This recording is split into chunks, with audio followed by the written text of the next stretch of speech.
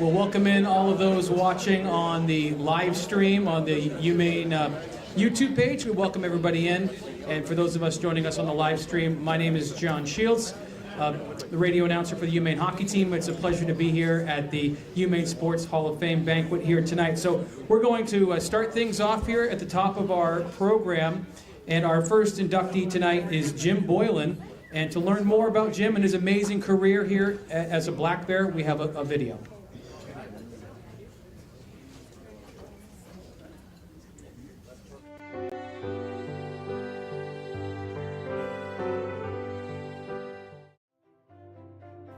Jim Boland was recognized as an America East first-team selection in 1986 and 87 after averaging 21.1 points as a senior. Boland, who led the Black Bears in assists in his junior and senior seasons, completed his collegiate career with 1,244 points and registered 100 or more assists in 3 of his 4 seasons, 1985, 1986, and 1987. Following his time at Maine, Boland went on to enjoy a coaching career that spanned 3 decades in professional basketball at the NBA level. Boland served as head coach for 2 seasons, from 2018 to 2020 with the Chicago Bulls, after assistant and associate head coach stints in the NBA from 1992 to 2005 and 2007 to 2018 with Houston, Golden State, Milwaukee, Utah, Indiana, San Antonio, and Chicago.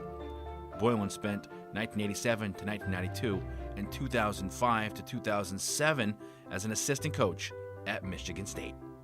Congratulations to Hall of Fame inductee Jim Boland.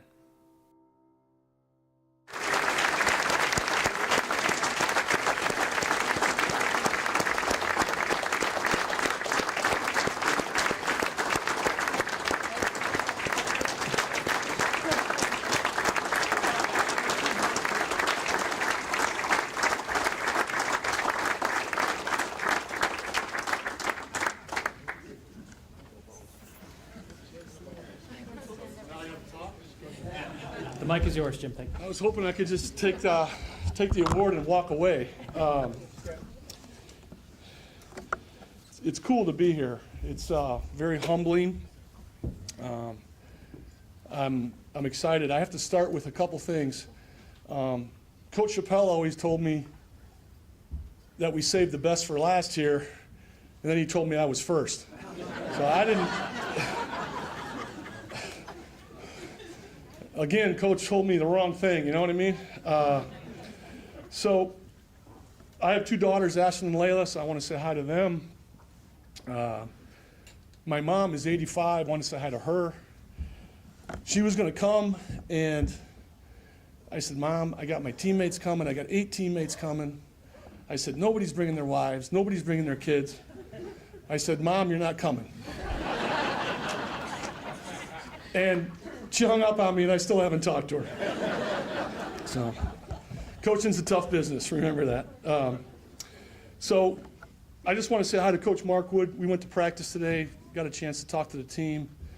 Jeff Holmes, one of my teammates, very good player, went with me. And it was great to be part of your team today, Coach. Thank you. So, hell of a job you're doing. We're really happy.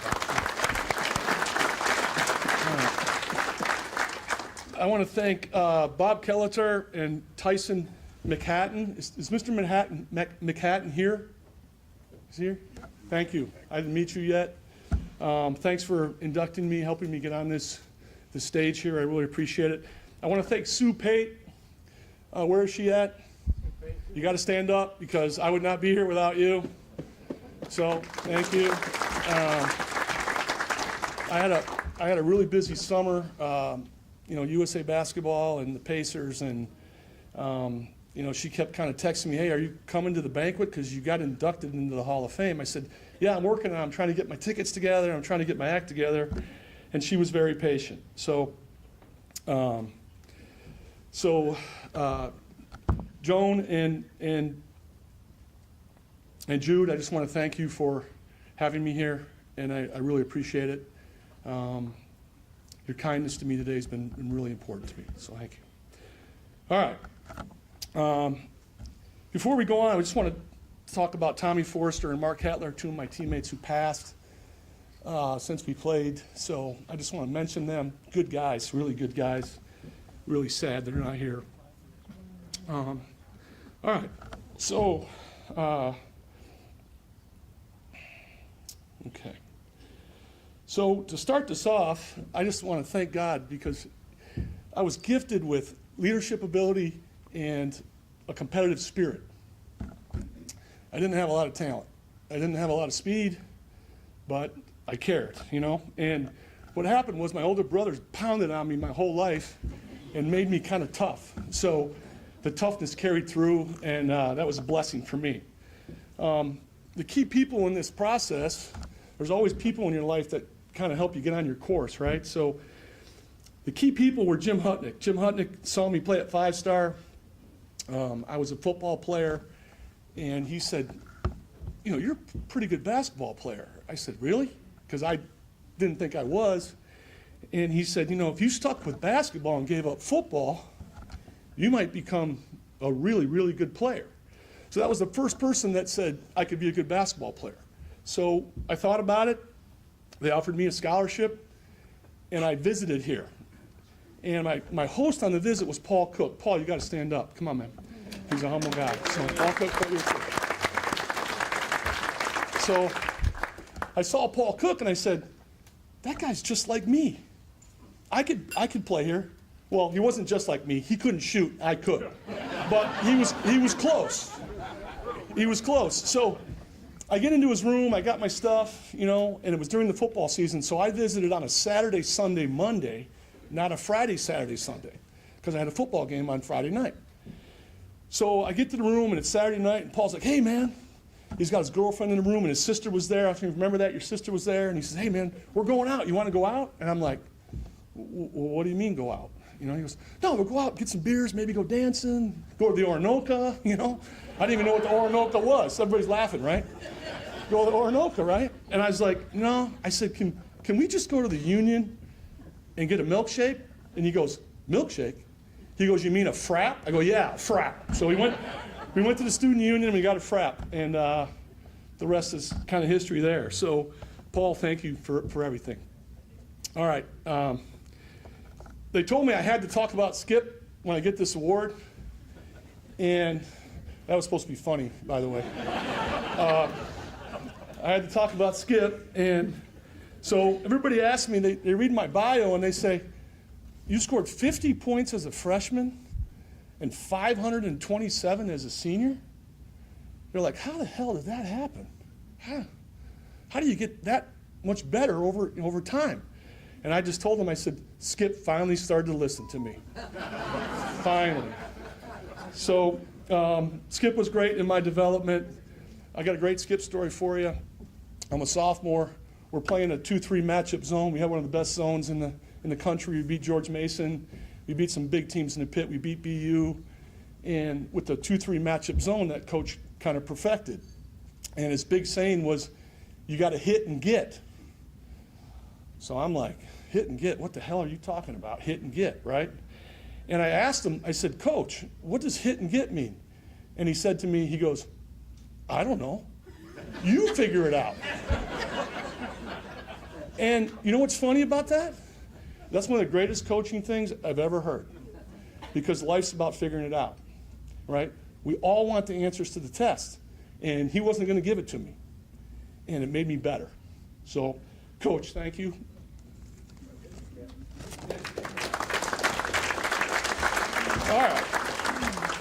All right, my teammates, all right? So I had some great teammates. My freshman year, I had 6 seniors.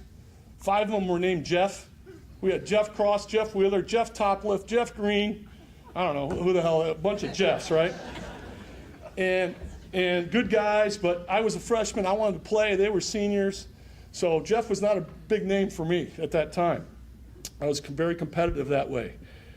But they taught me humility, and they made me better, and I really appreciate that. We had high character guys, you know, and I got some teammates here right now. I'd like you to stand up. Teammates that are here. All right. Yeah.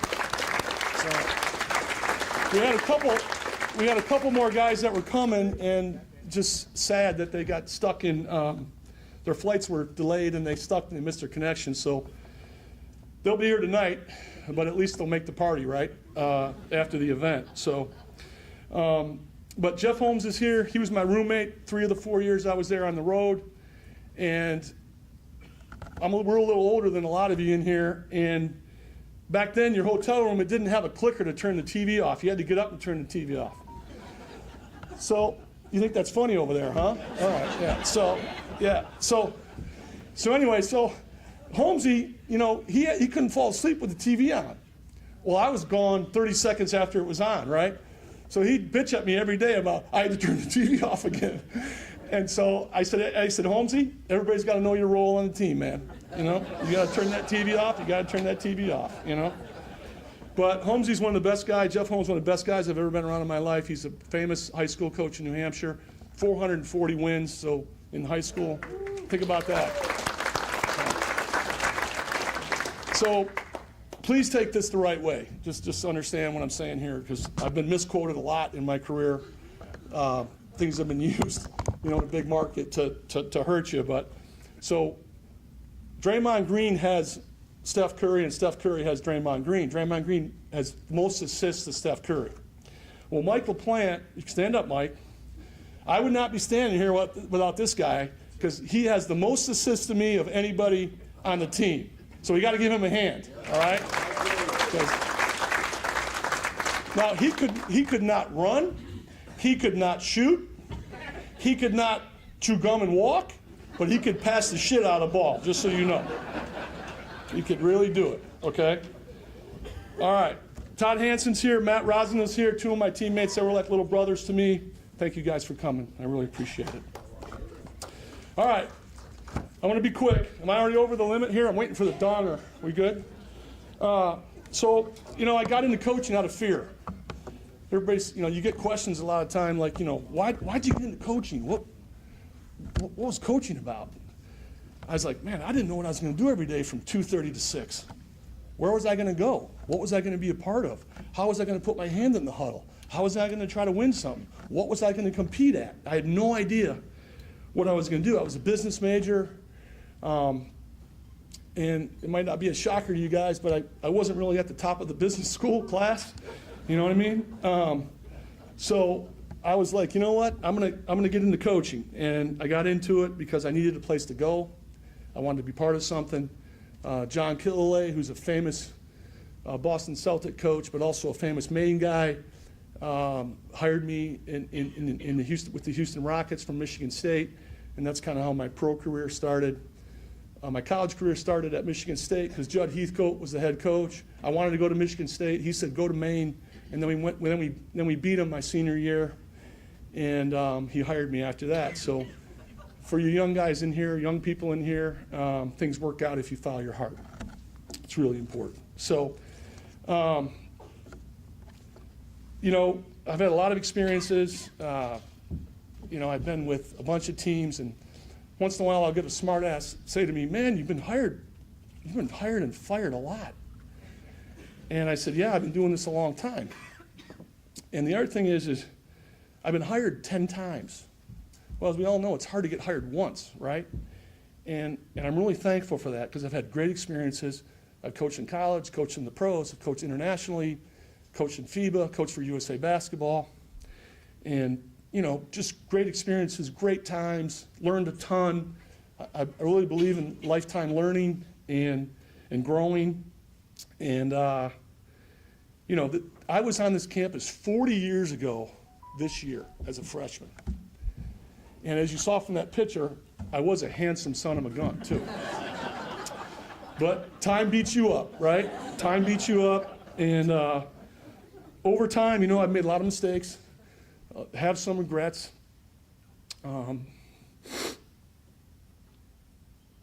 But I don't regret coming here.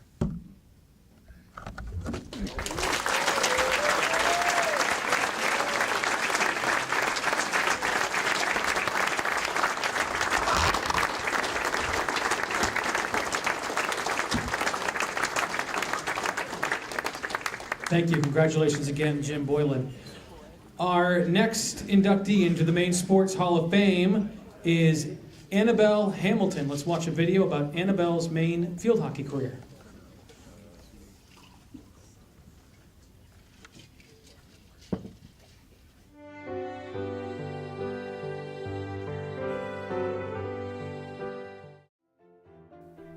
Annabelle Hamilton, one of only 2 Black Bears to earn 2 National Field Hockey Coaches Association All-American honors, was a 3-time America East first-team selection.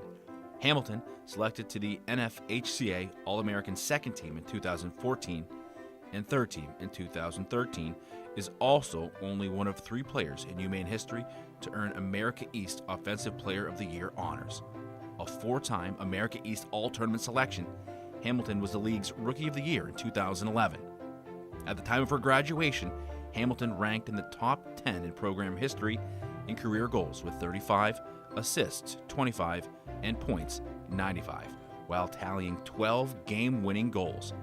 Hamilton was selected as an ECAC Division I Field Hockey All-Star in 2014 and went on to participate in the Victory Sports Tour's NFHCA Division I Senior Game. Congratulations to Hall of Fame inductee Annabelle Hamilton.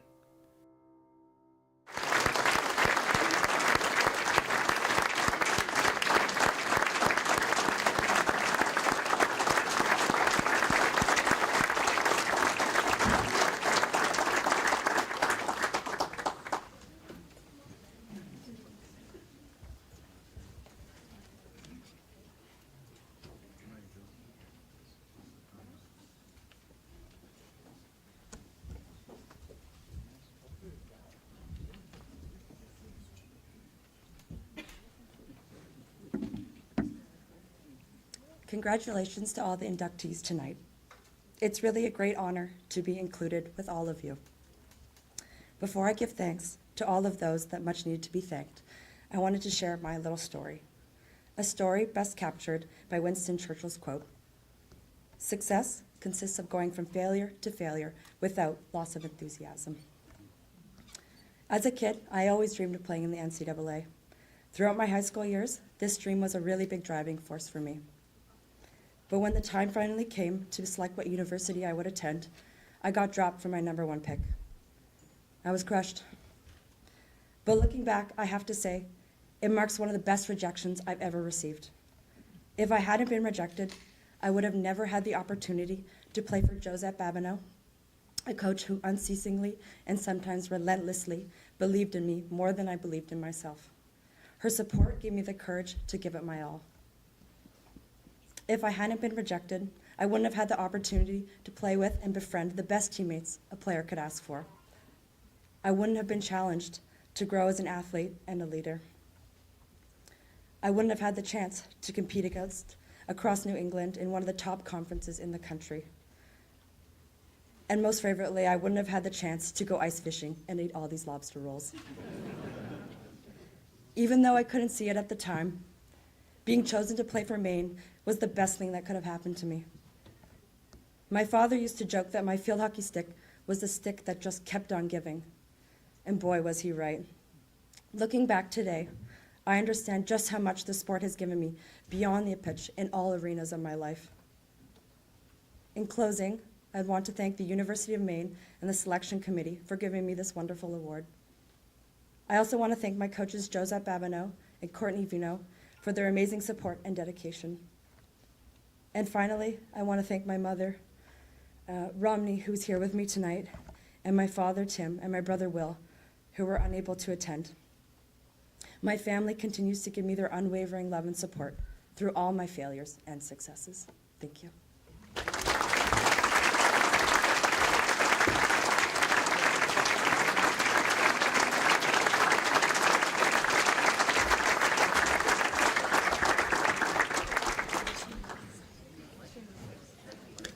Thank you, Annabelle. Now, she told me I sat at her table for dinner, and she can't come to the football game tomorrow because her and her mom are going to New York to watch the Hofstra Maine field hockey game. And as she mentioned, Josette Babineau and the Black Bears will be there, and Coach Vino coaches Hofstra was, of course, a coach here at Maine. So that's a pretty neat trip that you guys are going to make. So have fun, and go Black Bears. All right, from field hockey to ice hockey, our next inductee was a member of the 1993 National Championship team, of course. Cal Ingraham is here, and let's watch a video about Cal.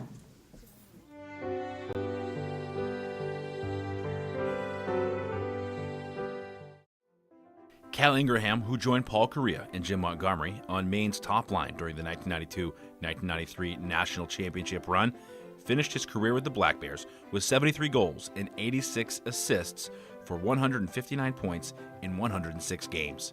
Ingraham, who played his first season of collegiate hockey at Air Force before transferring to Maine, led the 1992-93 team with 46 goals and was third on the team with 39 assists and third with points, 85 on that season.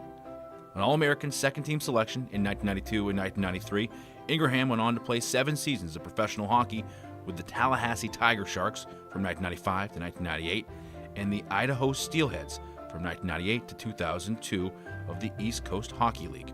In 2004, Ingraham became the first player in Steelheads franchise history to have his number retired. Congratulations to Hall of Fame inductee Cal Ingraham.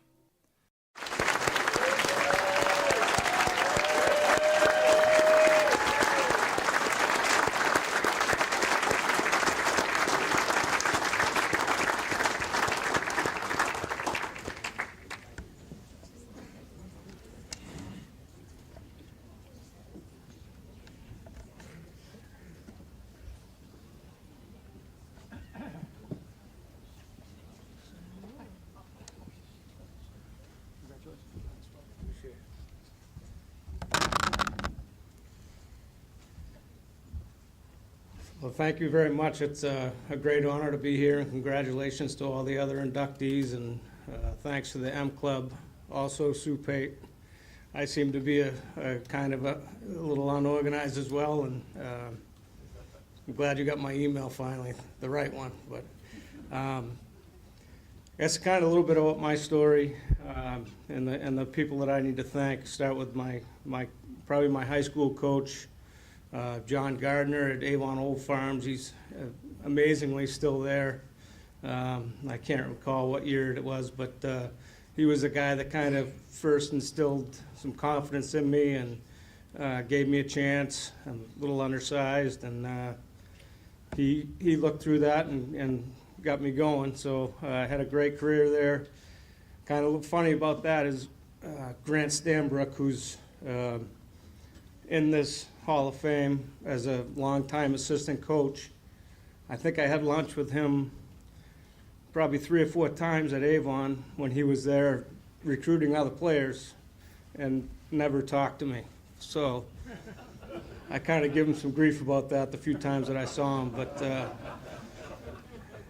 anyway, the second coach was actually the Air Force assistant, Jordy Bowman, who recruited me and again gave me an opportunity to play Division I hockey, and things. I had a good year there, but pretty quickly learned that the Air Force wasn't my route, and he connected me with Maine. So he was a big part of me getting here.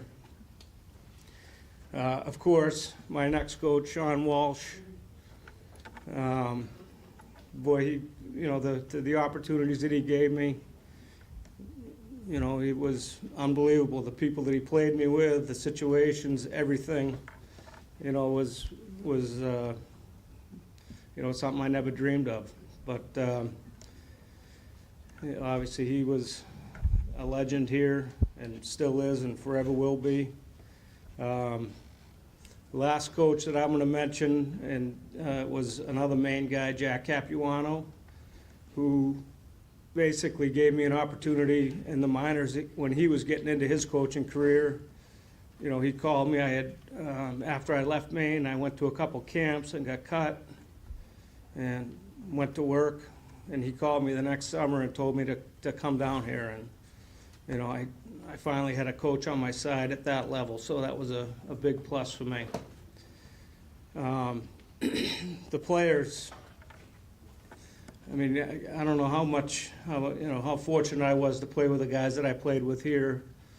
My first year, Martin Robitaille, Scott Pellerin, you know, unbelievable players. Of course, my second year, a couple good guys I had on my line, Jimmy Montgomery and Paul Correa. I mean, they were pretty good.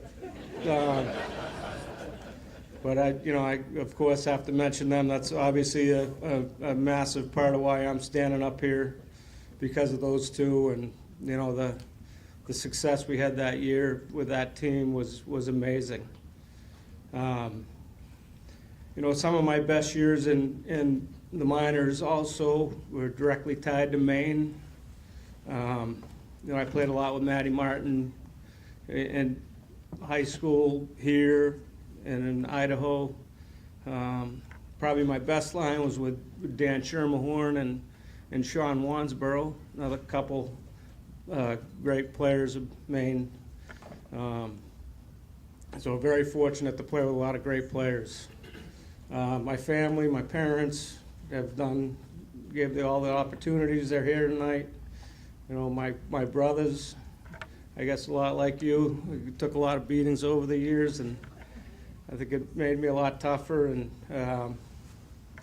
you know, thankful for that. My sister, who spent a lot of her years driving up to Orono, made a comment about staying in the Comfort Inn to me earlier in the month, and you know, as a 12, 13, 14-year-old, I'm sure that's really not what you wanted to be doing all the time coming up here, but thanks so much. Everybody else that's here, of course, my wife, who was also a Maine gal, my kids, nephews, all you guys, thanks for being here. Appreciate it.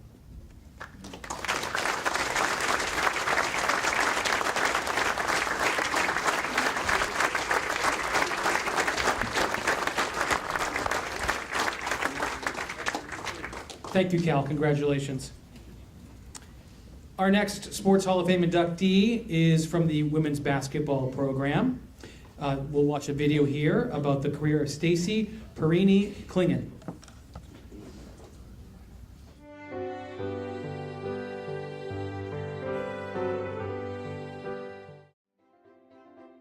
Stacy Perini-Kingan is a three-time America East All-Conference selection, including earning first-team honors her senior year in 1996 and 97.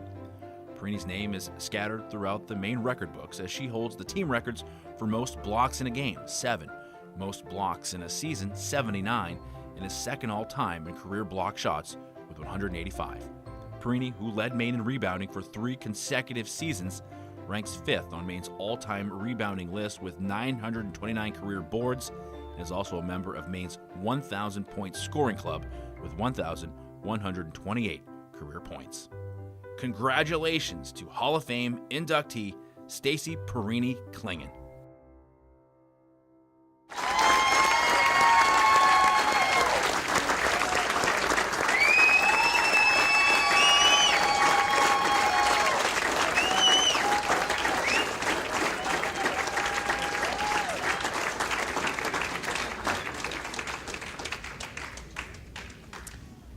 Accepting the award tonight for Stacy, this is her son Donovan, and her husband Bill is here as well.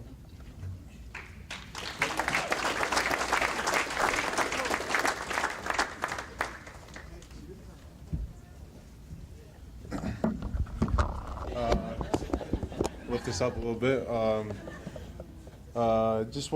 My family and I would like to thank everyone who nominated my mother for such an amazing award. You know, obviously it's a hard thing to do to be a Hall of Famer, and she's missed greatly by all of us. Wanted to thank the M Club for all the support. I'd also like to thank all of her teammates and former coaches for coming tonight and supporting her. I know she loved you all like sisters. And again, thank you for everyone coming out tonight, and congratulations to all the other inductees.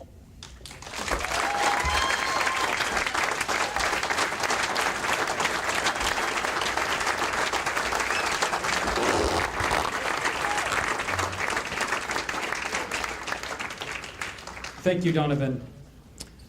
Our next inductee is Alexis Solaris McNichols. We have a video about her amazing career at the University of Maine.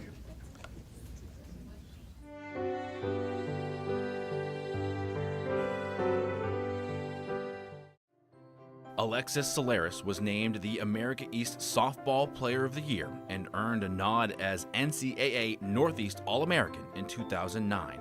During the 2009 season, Solaris led the America East with a .397 mark at the plate and a league-high 73 hits to go along with 12 home runs, 48 runs, 32 RBI, and 25 stolen bases.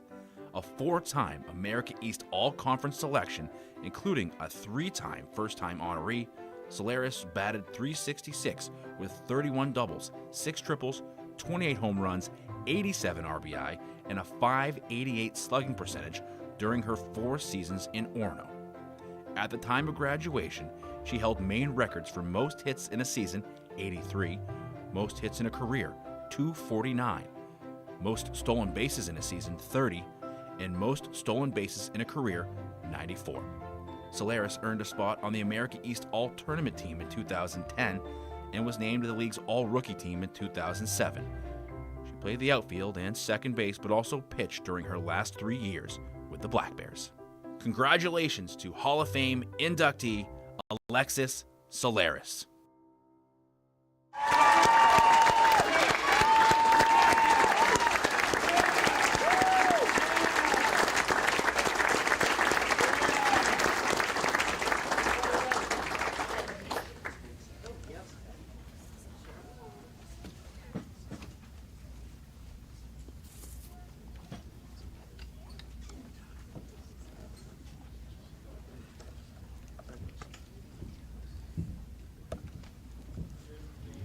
Hi.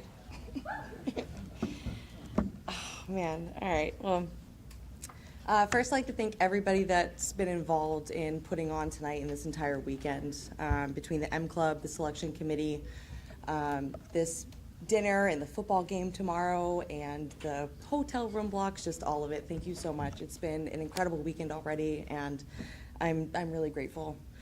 To the other inductees, congratulations. I am in some pretty incredible company tonight, looking through the bios of everybody, so I'm truly honored to be up here with all of you as well. And here we go. I met my best friend, Tara Murphy, now Tara Verge, in 6th grade on our middle school softball team. And she was my catcher, my battery mate, and she was my catcher all through high school. And Tara's older sister, Corrine, started and coached the Derry Diamonds fast pitch travel ball softball team. Which is the first travel ball team in our town, and I was fortunate enough to play for that team with Tara for a few years growing up. Corrine served not just as my coach, but a mentor, and basically my older sister, right? Because Tara's my best friend, so she's my older sister. And her love, passion, and intensity for the game was just contagious. She gave me my first taste of real competitive softball and stoked the fire for the love of that sport. While she made sure to focus on the basic fundamentals, throwing, fielding, hitting, she was also the first person to suggest that I play outfield, which is what I ended up getting recruited to play here. So she was always just, a step ahead of everybody else. But not only did she provide the excellent coaching skills, she opened up my mental side of the game as well. The nuances, the intricacies of this incredible sport. She would let me and Tara set lineups, and while we thought it was fun to take control, looking back on it now, I can see that she was challenging us to think critically at 13 years old, analyzing the players, setting lineups for the other teams, and she was just really sneaky smart like that. Sadly, just over a year ago, after an arduous and years-long battle with cancer, Kareem passed away. Kareem would take to Facebook and post about her journey, the good days, the bad days, and the ugly ones. She was never one to pull punches, and she made no exception in being transparent and vulnerable in her posts. But the reason I'm telling you this is not to focus on the loss or to make everybody sad. This is a fantastic night. But about a phrase she would use in her posts that has really resonated with me during my career. And she would say, "People need people." And that's true for her and her journey, and it was just as true for mine and my wonderful journey here. I won't argue that I have the talent, drive, and work ethic to be successful, but the key part of my game was the people that drove me to my success. At every step of my career, I had others in my corner that truly believed in me, even when I doubted myself. My love for this sport started when I was young, watching my dad, Tom, killing it out there on the slow pitch field, and me realizing that I wanted to play just like him. Scrappy, fast as all heck, still faster than me, and confident. I wear the number 18 on any team I can because I saw that number on the back of one of his jerseys. And whether I threw a no-hitter or went 0 for 4, he was always there to support me and tell me what I needed to hear to get to the next game. My mom, Kathy, was always sure I had my uniforms washed, transportation, fees were paid, and I had all the equipment that I needed, and always my number one cheerleader. Now, myself as a mom to an 8-year-old who wants to do every activity possible, I can say that I have a brand new appreciation for everything that you did for me and my brother, Mom. My younger brother, TJ, was my first teammate and competition. Whether playing home run derby in the front yard or hitting grounders in the backyard or playing catch at our grandparents' house in the driveway, he was always down to make each other better ball players. Sister. I know that he's with me no matter what, and he's proud of my accomplishments. My teammates while playing here, a few of which are here today, Kirsten, Kaylee, Stephanie, Cassie, Jordan. I got to campus my freshman year knowing only a couple people, but I instantly had a family in our team. And without my team, and especially those that are out here today, I can say without a doubt in my mind that I would have been the fraction of a player that I was. To Coach Harold Sachs with Corrine were two of the most influential youth coaches that I had. He took that fire that Corrine stoked and he poured gasoline on it. Attending his pitching clinics and playing for the New Hampshire Elite 18-under softball team when I was 16 gave me the experience and the confidence to play the Division I level. Sachs would say that other coaches coached in the black and white, and he lived in the gray area, and that's where I learned to thrive. To Lynn Coots, who, while an assistant at Maine for only one season during my career here, she had the largest impact while I was at UMaine. She showed me that strength, poise, grace, and fierce competitiveness could all coexist in an athlete. She never gave up on me, even when I wanted to. So you see, Corrine was right. People need people. And I needed people to get to this podium today.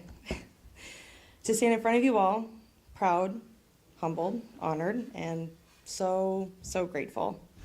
And to the people in my life that I have now, Braden, AJ, Dan, Reed, thank you for coming to support me tonight. To my sister-in-law, Megan, my future sister-in-law, Laura, my husband, Ryan, and my daughter, Kenley. I still need people, and you're mine. They say when you're younger that you work to make your parents proud, but after having a child, you work to make your child proud. Well, Kenley, I hope I made you proud tonight. I've been so lucky to have the people I have in my life, and today is just another example of how my success is only a reflection of those that are around me. So from the bottom of my heart, thank you. This is literally a dream come true. And there's no better way to tie a bow on my career than standing up here in front of my people. So thank you.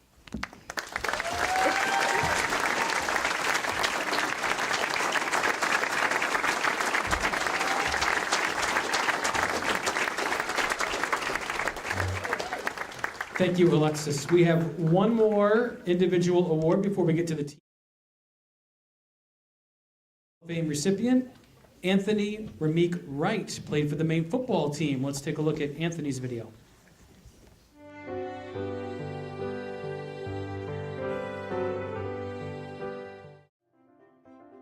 Anthony Ramik Wright was named Associated Press All-American in 1996 after registering 79 receptions for 1,143 yards. A two-time All-Conference second-team selection, Wright led Maine in receiving in back-to-back seasons, adding 88 receptions in 1997 to go along with 1,169 yards. Wright, who was named Maine's most outstanding player in 1996 and 1997, ranks second on Maine's all-time receiving yards list with 2,384 yards and is third in career receptions with 175. He also holds both Maine's record for most receptions in a season with 88 in 1997 and second most in a season, 79. That happened in 1996. Congratulations to Hall of Fame inductee Anthony Ramik Wright.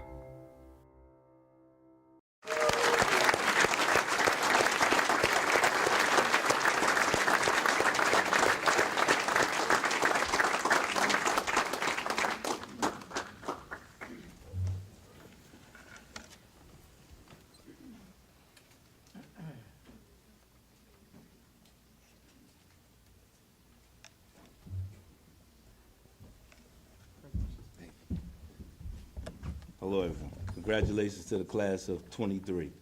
It's an honor. I would never thought in 1993, when I arrived on campus, that I would be a Hall of Famer. If you saw that one picture of me with the afro, you realize that I was a young man searching and trying to find his way. And I think this is why tonight is so special for me, because it's just a culmination of where I started and then where I am at now. And I have to thank all my teammates, my coaches, the support staff. Support staff sometimes doesn't get enough credit. Our trainers, Charlie and Wes, our strength coach. I wouldn't be here without Coach St. Pierre. Our academic support, and Maxim. My journey was a long one. My first year of playing was 1995. I had 7 catches for 79 yards. I came back over Christmas break and I said, I was in Cumberland Hall, for anybody who went to the University of Cumberland Hall. I sat in my dorm room and I said to myself, you have 2 choices. Either you're gonna become a good player or you're just gonna exist. And through the help of Coach St. Pierre, I started working that summer and that spring. And it just, I really can't tell you how. My first catch of the year against Northeastern in Portland, I scored a touchdown, 63 yards.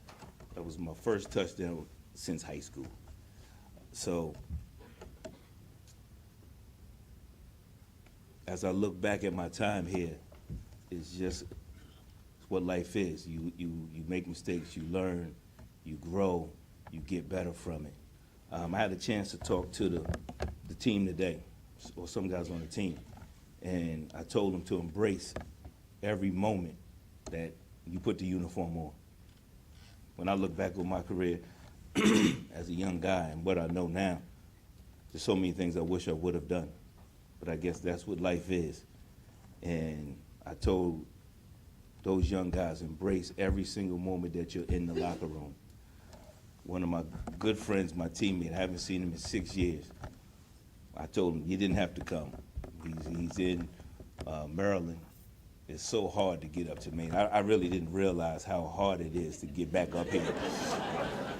It cost me so much money.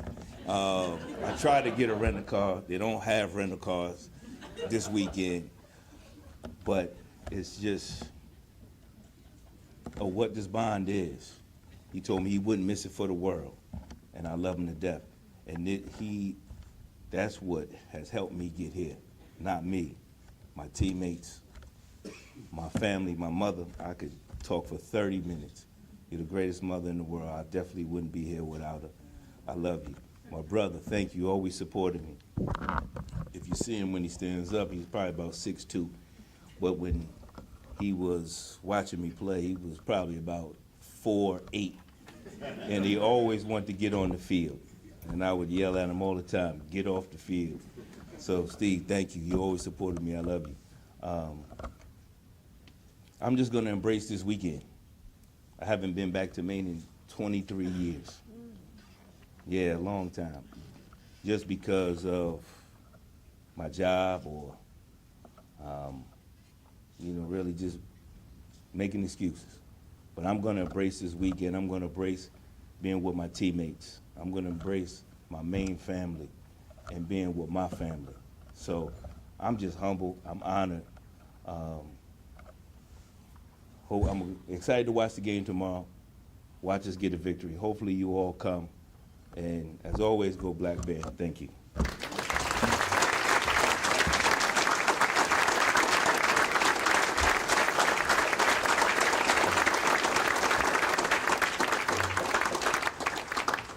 Thank you, Anthony.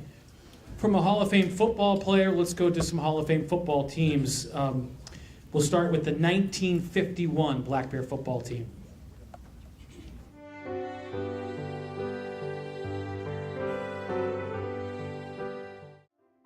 The 1951 football team won both the Yankee Conference and State Series championships with an overall mark of 6-0-1. the first undefeated season since the beginning of the program in 1892. The .929 winning percentage is the second best individual season winning percentage in the history of the program. The 1951 team shut out 4 of its 7 opponents, including each of the first 3 to start the year, while posting key wins over Yukon and Rhode Island. The squad included 4 individual UMaine Sports Hall of Famers: Ed Bogdanovich, Jack Butterfield, Jim Butterfield, and Woody Carville, to go along with 12 all-conference honorees. Congratulations to Hall of Fame inductee, the 1951 Maine football team.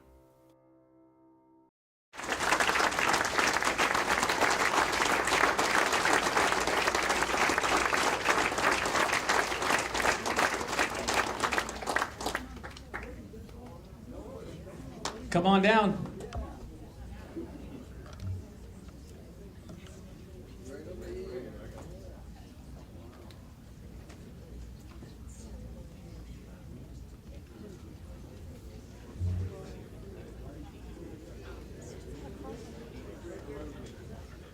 Ladies and gentlemen, 2 members of the 1951 team, Woody Carville and Donald Waterman. Round of applause, please, gentlemen.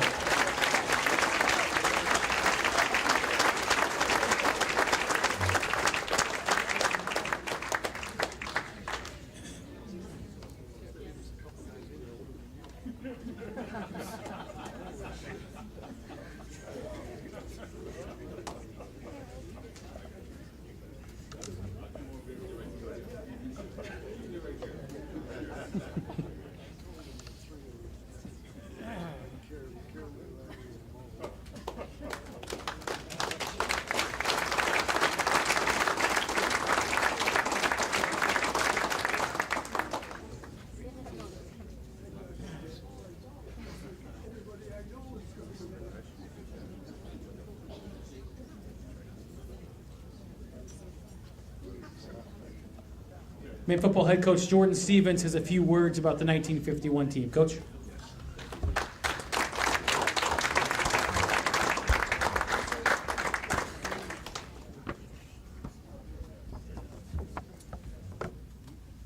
First, I'd like to congratulate all the recipients this year. I'm honored to accept the Hall of Fame induction on behalf of the 1951 team. A couple of notes I just want to make on this team, and that weren't mentioned in the video, but this 1951 football team combines talent, hard work, passion, teamwork to put together a season, as mentioned in the video, that stands as a shining accomplishment within the football program. First undefeated season within the program. You heard a lot about the stats, but also something to recognize within this team is the 1951 team was led by Coach Harold Westerman, an excellent staff as well, and on that staff was also Coach Tubby Raymond, who went on to be the head coach at the University of Delaware as well. I want to mention just a quote here by Woody Carville as well. Woody Carville attributed their success in part to the cohesiveness of the players, the coaches, the staff, and faculty, which helped create a positive atmosphere. So really it took everyone involved to put this together, and I'm honored to accept it on their behalf. Thank you.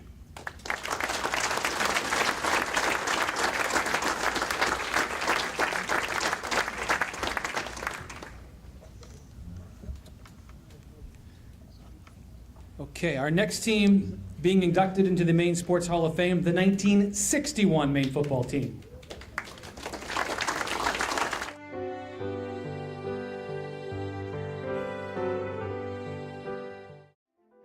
The 1961 football team finished the year at 8-1 in becoming just the second and last to-date football team to post an undefeated season. It posted the highest winning percentage, .944, in program history, while winning both the Yankee Conference and the State Series titles. That season, the team began the year with 5 straight victories while tallying key wins during the campaign over Rhode Island, New Hampshire, Yukon, and concluding the season with a thrilling victory over UMass. The team featured individual Hall of Famers Dave Cloutier and Manch Wheeler. Wheeler led the team in passing with 715 yards and 8 touchdowns, and went on to become the first quarterback in program history to play professionally. Congratulations to Hall of Fame inductee, the 1961 Maine football team.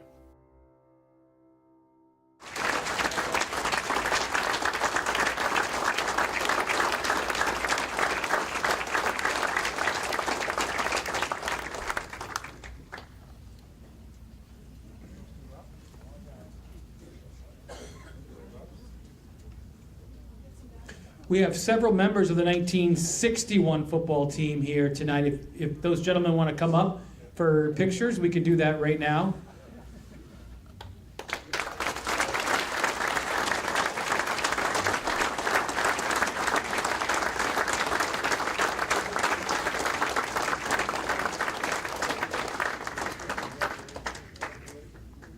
Roger Bocher is here, Walter Bolio, William Chard, David Crabtree,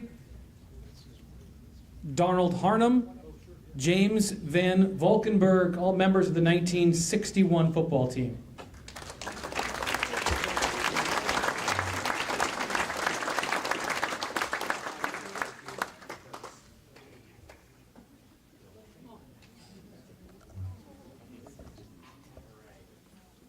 We're making Seth work for this one.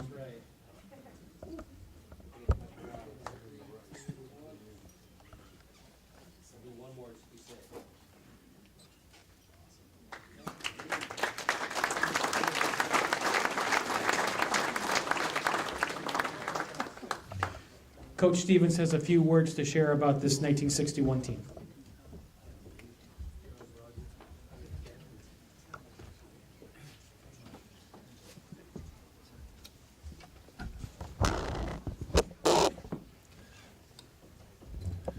First, I'd like to know if Ramik has a few reps left in him. We get him out there tomorrow.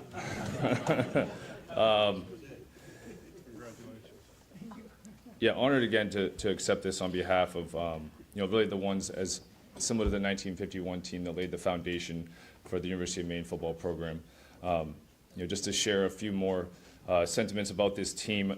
Again, 10 years after the 51 team, 61 team went on to go undefeated again, led by Coach Harold Westerman.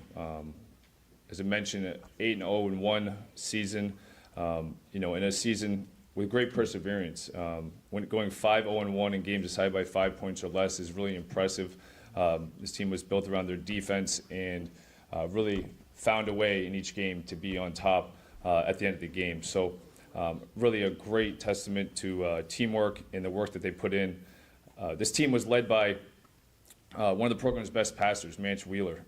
Also captains Dick Kinney, Dave Cloutier. And a few names I also want to mention that went on to become Hall of Famers here at the University of Maine, but also within the state of Maine had an impact on the game of football as well. Names like Walter Abbott, Jack Butterfield, Woody Carville, Dave Rand, Ray Caldwell, Pete Cooper, Tom Austin, and Wes Jordan as well. So this is a team, really transitional time in Maine football, and I'm honored to accept it on behalf of these men. Thank you.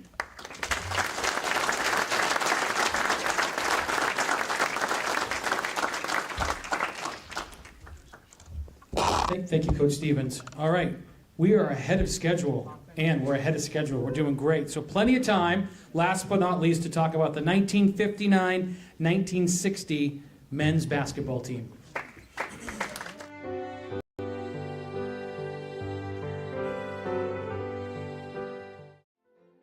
The 1959-60 men's basketball team finished with a 19-4 record to produce the best single-season winning percentage, .826, in program history. The team, which finished second to UConn in the Yankee Conference, won the state series with a perfect 9-0 mark. The team featured 4 individual UMaine Sports Hall of Famers: Wayne Champion, Skip Chappell, Larry Shiner, and Don Sturgeon. All 4 of the previously mentioned Hall of Famers averaged double-digit scoring that year, led by Chappell's 20.7 points per game. Shiner 10 and Sturgeon 9.7 led the team's rebounding efforts. Congratulations to Hall of Fame inductee, the 1959 and 60 Maine men's basketball team.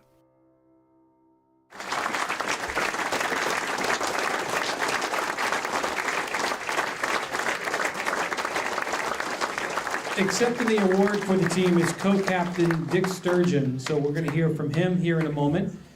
as he makes his way down here. But we have several other members of that team that are here with us, so we should give a round of applause to Wayne Champion, Skip Chappelle, Donald Harnum, Robert Morin, Lawrence Shiner, Donald Sturgeon, and Richard Sturgeon. Yep, you want them all up here. Your co-captain has called you up.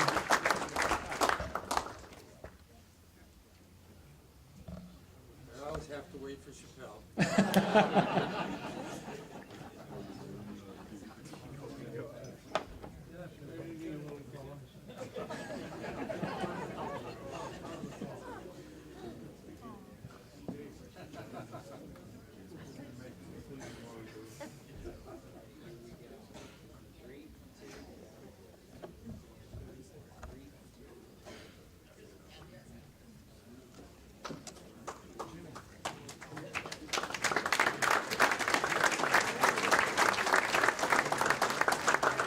Ready?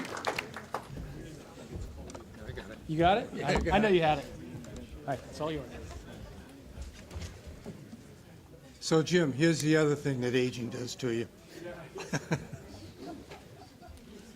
I want to congratulate Donovan and the Yukon team for winning the national championship last year. Great work. I've also got to tell you that we beat Yukon in the pit. Not this year, though. I want to talk about why it was so much fun, excitement, and joy to play at the University of Maine in 1959-60. I want to talk about that. I want to talk about some highlights of the season. I want to talk a lot about the people that made up the team, because it was a real team. We were 13-0, 9-0, 13-0 before we lost. And actually, we were featured in Sports Illustrated at that point in time, both for the record that we had, one of the only undefeated teams in the country at the time. And we were also rated the second toughest place for a visiting team to win, the pit. Number one was Rupp Arena in Kentucky, University of Kentucky. But we'll take second on that score. Our season, 19-4, was the middle of three really good seasons. Over 3 years, those 3 years, starting at 58, 59, 59, 60, 60, 61, the men's basketball team, with mostly the same players that you saw here tonight, won 80% of its basketball games. So it wasn't only the 59-60. This was a good era. And we did it for a number of reasons, mostly because of the people that were playing. But we played in the pit, sell out every night. Every night. Larry Shiner, who was on our team, was from Massachusetts. We all got 2 tickets. We had 14 people on the team, 12 of us were maniacs. 2 people from Massachusetts. Larry, thank God he came to play with us, and Bill Livesey. We all fought to get Larry's 2 tickets so we could give them away to some relatives, but he wouldn't give them up easily. We had to really bribe him. But the nice thing about playing in the pit was the fan support was unbelievable. And I got to say that Amy is on her way to bringing that back. And I know that Chris, this year you're going to be playing in the pit, and I think you're going to do the same thing. So I want to encourage everybody in this room to come to the games this winter. We got to fill the pit and make them glad they play in there. Some highlights of our season. First of all, winning the Down East Classic, which we hosted, beating Colgate, Columbia, and Brandeis. As I mentioned, beating Yukon in the pit by 2 points. My brother Don made 2 foul shots with 30 seconds left to beat them. But I want to tell you a little bit about the Connecticut team. You saw how big we were. Our tallest player was John Ingalls at 6'5", and Mary's here tonight. Unfortunately, John is no longer with us, but Yukon came in with a 6'10 center, a 6'9 forward, a 6'8 forward, a 6'3 guard, a 6'2 guard. We were 6'5", 6'3", 6'2", 6 feet, 5'7". We won. And I'll tell you in a little bit why we won. Another highlight of the season was the first loss we had in the season was to a high-scoring URI team, University of Rhode Island. They were averaging about 100 points a ball game at the time, undefeated. We held them under 100, but we lost. That was Friday night. In those days, we played Friday and Saturday.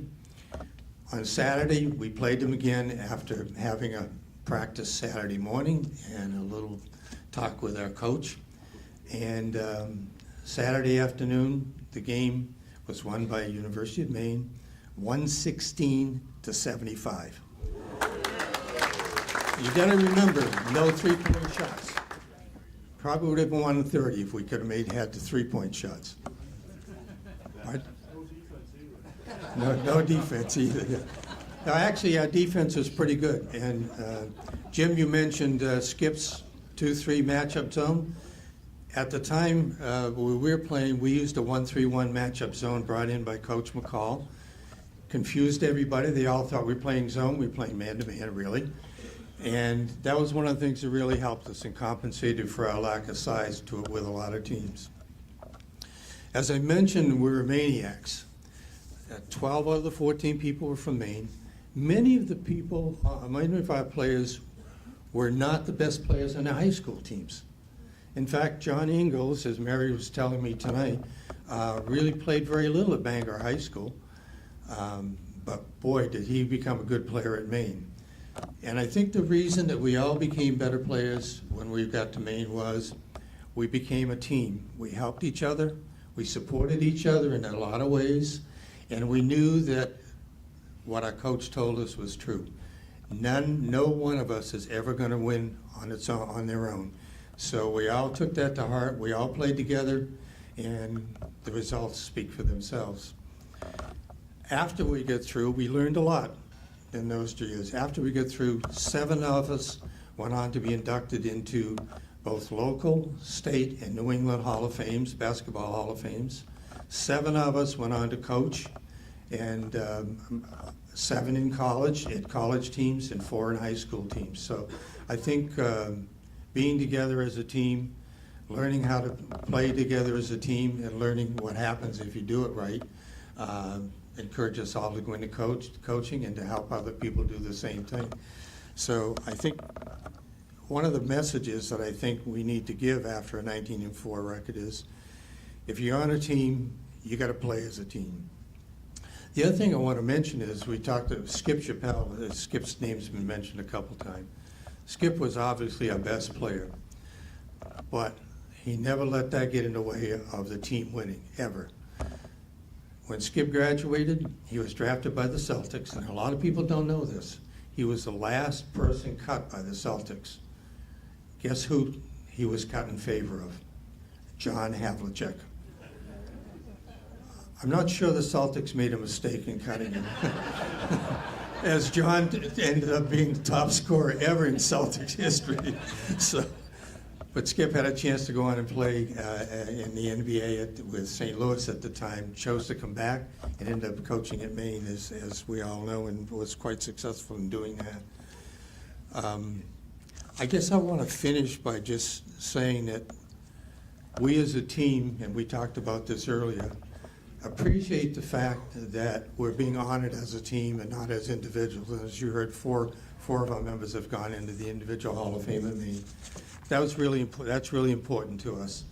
And so on behalf of the team, I want to thank the M Club and the Hall of Fame Committee on recognizing a good period for Maine basketball at the University of Maine. Thanks again.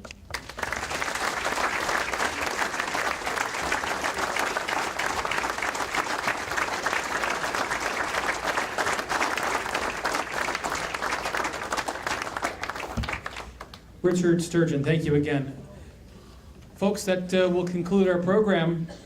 We do want to let all of our Hall of Famers know the celebration will continue tomorrow as we invite all of you to join the M Club tailgate tent between 11:30 and 3:30 in tailgate lot B, which is located across the street from the Big M building, of course, on the field house.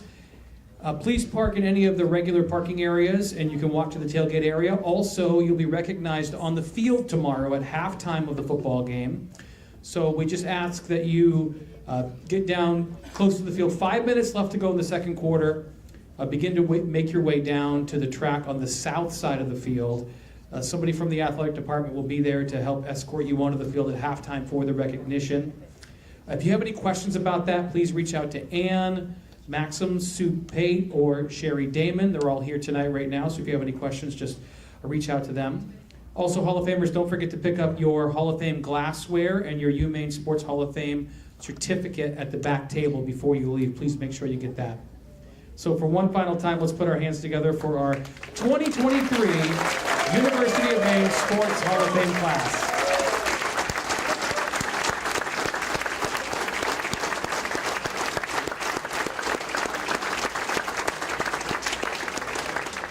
Thank you all for coming. Have a great night.